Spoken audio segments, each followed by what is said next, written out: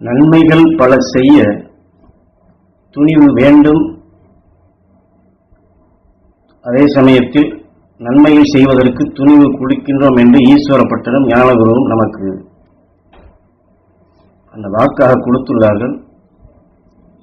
அந்த நன்மைகளை செய்வதற்கு ஏன் எந்த வகையிலே துணிவு வேண்டும், அந்த நன்மைகளை செய்ய நாம் மீண்டும் மீண்டும் ஏன் முற்பட வேண்டும் என்பதை நாம் தெரிந்து கொள்ள வேண்டியது மிகவும் நல்லது.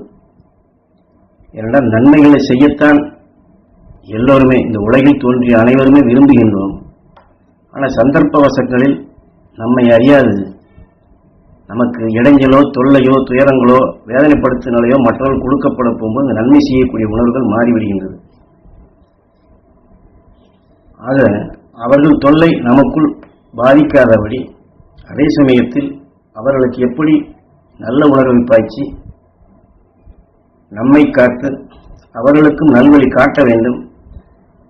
அது எப்படி காட்ட முடியும் என்பதைத்தான் இந்த உபதேசத்திலே மாமகரிஷி ஈஸ்வராய குருதேவர் எமக்கு அதை கவசம் போன்று பாதுகாப்பாக கொடுத்தார் என்று ஞானகுரு உணர்த்துகின்றார்கள். நாம் எண்ணியது எதுவோ அதைத்தான் நம் உயிர் இயக்குகின்றது. இது சாஸ்திரத்திலே கூறப்பட்டிருக்கின்றது. ஆனாலும் இதையெல்லாம் மறந்துவிட்டோம், காலத்தால் மறக்கச் செய்து விட்டார்கள். நம்முடைய எண்ணங்களை யாருக்கோ அடமானம் வைத்துவிட்டு யாரோ செய்வார் எவரோ செய்வார் என்ற நிலையிலே தான் நாம் இன்றும் வாழ்கின்றோம். ஆனால் தீமைகளிலிருந்து விடுபட வேண்டும் என்றால் மகரிஷிகள் காட்டிய அருள்வழியை நாம் பின்பற்றினால்தான் அது முடியும். மகரிஷிகளின் அருள்சக்தியை பெற வேண்டும் என்றால் அவர்கள் உணர்வுகளை நமக்குள் பதிவு செய்ய வேண்டும், அதை நமக்குள் வலுப்பெறச் செய்ய வேண்டும். பின் குரு காட்டிய வழியில் இந்த தியானத்தை செய்ய வேண்டும். தியானத்தின் மூலமாக அந்த மகரிஷியின் அருள்சக்தி கவரும் திறன் பெற வேண்டும். ஒவ்வொரு நொடிப்பொழுதும் அதை சேர்க்கும் ஒரு பழக்கம் வர வேண்டும். முன்பு, அதாவது பல ஆயிரக்கணக்கான ஆண்டுகளுக்கு முன்பெல்லாம் அந்த மகரிஷியுடைய அருள்சக்தியை பெறக்கூடிய தகுதியை எளிதில் ஏற்படுத்தி இருந்தார்கள், எளிதில் மக்களும் பெற்றார்கள்.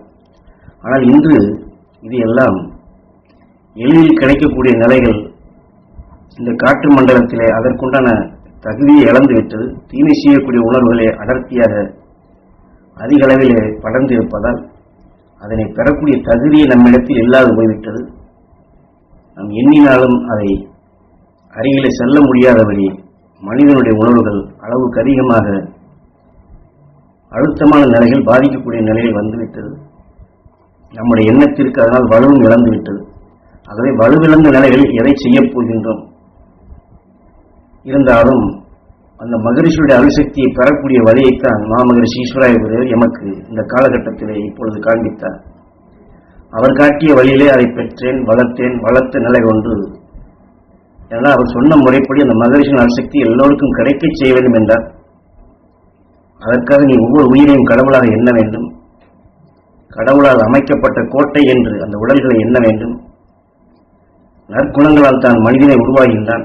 ஆகவே அந்த உடலை ஆலயம் என்று நீ எண்ண வேண்டும் என்று சொன்னார். இந்த உணர்வுகளை, ஞானிகளின் உணர்வுகளை அவர்கள் பெற வேண்டும் என்று அவர்களுக்கு அந்த செவிவழியின் உணர்ச்சிகளை உந்தும்படி ஓதி அவர்களுக்கு அது கிடைக்க வேண்டும் என்ற இயக்கத்துடன் நீ தியானம் செய். நான் கொடுத்த அருள் உணர்வை எல்லோருக்குள்ளும் பதிவு செய். பதிவு செய்யும் நிலையில் யார் யாரெல்லாம் எண்ணத்தால் இதை ஏங்கி அதை பெற வேண்டும் என்று எடுக்கின்றார்களோ அவர்கள் அந்த நற்பயனை பெறட்டும். அவர்களும் உடலான அந்த ஆலயத்தை அது எண்ணி அதற்குள் வீட்டிற்கும் ஈசனை மதிக்கட்டும். மனிதனாக உருவாக்கிய நல் உணர்வுகளை மதிக்கட்டும். ஆகவே இந்த உணர்வின் தன்மை பெறக்கூடியதாக அவர்களுக்கு இதை ஆழமாக பதிவு செய். அவர்கள் நினைவு கொள்ளட்டும், அந்த சக்திகளை பெறட்டும்.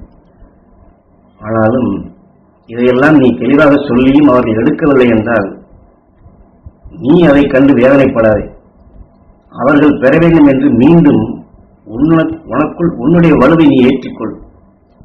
அவர்களுக்கு சொன்னமே கேட்கவில்லை என்று வேதனையான உணர்வை உனக்குள் எடுத்து விடாதே. உன்னை தாழ்வின் நிலைக்கு அழைத்து சென்று விடாதே. எப்படியும் அவர்கள் பெற வேண்டும், அவர்கள் கிடைக்க வேண்டும் என்ற இந்த உணர்வின் வலுவை நீ செருகேற்று. மகரிஷிகளின் அருள்சக்தி அவர்கள் கிடைக்க வேண்டும் என்ற தியானத்தை உனக்குள் நீ கூட்டு. இந்த உணர்வலைகளை உலகிலே பரப்பு, காற்று மண்டலத்திலே பரவை செய். அந்த உணர்வலைகள் அதனுடைய துணை கொண்டு அவர்கள் பெறட்டும். அவர்கள் வாழ்க்கையில் அறியாத வந்த இருள்கள் நீங்கட்டும். மெய்ப்பொருள் காணும் அருள் சக்தி அவர்களுக்குள் விளையட்டும். அந்த மெய்ப்பொருள் கண்ணுறும் சக்தி அவர்கள் பெறட்டும் என்ற நிலையில் உன்னுடைய தியானத்தை நீ கூட்டிக் கொள்ள வேண்டும். எவரை கண்டும் அவர்கள் ரொம்ப வேண்டியவராக இருந்தாலும் சரி, நன்மை செய்பவர்களாக இருந்தாலும் சரி, யாராக இருந்தாலும் சரி, நாம் சொல்லியும் நாம் வழிகாட்டியும் அவர்கள் பெறவில்லை என்று நீ சோர்ந்து விடாதே. எல்லோரும் பெற வேண்டும் என்ற வலுவை நீ கூட்டிவிடு. அந்த உயிரை கடவுளாக மதித்து ஆலயமாக உடலை எண்ணி அங்கே புண்ணியம் பெற வேண்டும் என்ற அந்த கடமையை நீ செய். ஆக குருநாதர் இந்த இடத்திலே அதைத்தான் குரு காட்டிய வழியிலே நான் இதை செய்கின்றேன். யாரும் போற்றுவதற்காக நான் இதை செய்யவில்லை, பேசவில்லை.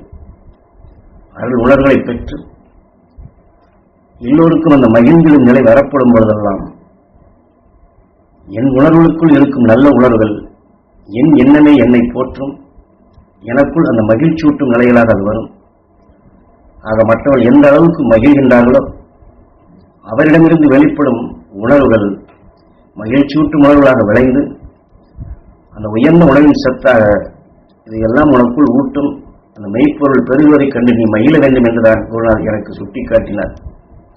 ஆகவே குருநாதர் காட்டிய அந்த அருள்வழியில் அவர் எமக்குள் ஊட்டிய இந்த உயர்ந்த உணர்வின் தன்மையை நீங்கள் அனைவரும் எளிதில் பெற முடியும் என்ற நம்பிக்கை எனக்கு உண்டு. ஏனென்றால் நாம் எண்ணியது எதுவோ அதை நமது உயிர் இயக்குகின்றது, உருவாக்குகின்றது. அதுவே குருவாக இருந்து அதை வழிநடத்தி வளர்க்கவும் செய்கின்றது என்பதை நாம் தெளிவாக தெரிந்து கொள்ள வேண்டும். இந்த தெரிந்து கொண்ட நிலையில் ஒவ்வொருவரும் குரு காட்டிய வழியிலே இந்த அருள் உணர்வுகளை பெற்று அருள் வாழ்க்கை வாழ்ந்து அனைவருக்கும் இந்த அருள்சக்தி கிடைக்க வேண்டும் என்று இந்த உணர்வை வளர்த்துக் கொள்ள வேண்டிக் கொள்கின்றேன் என்று குரு இந்த உபதேசத்திலே நமக்கு உணர்த்துகின்றார்.